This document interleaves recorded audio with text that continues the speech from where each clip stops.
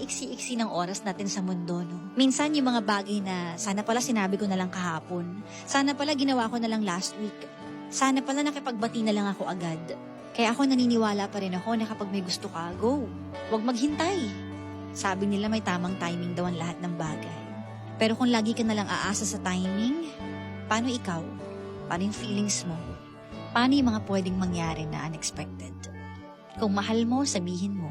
If you feel like saying sorry, gawin mo. Because really, time is short. Wala na tayong magagawa dyan. Yan ang bagay na hindi natin kontrolado. Ang orasan, hindi mo pwedeng iikot pabalik yan. Hindi mo pwedeng pakialaman yan. Tuloy-tuloy yan. Wala kang magagawa. Iikot at iikot yan. Dederecho at dederecho yung oras. Ikaw, nasaan ka sa pagdiretso ng oras? Kaya gawin mo na yung mga bagay na gusto mo talaga.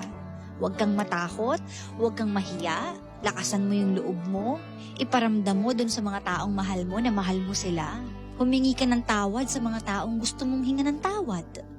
If you feel like doing it, then go. Do it, say it, speak your mind, speak your heart. Baby, it's so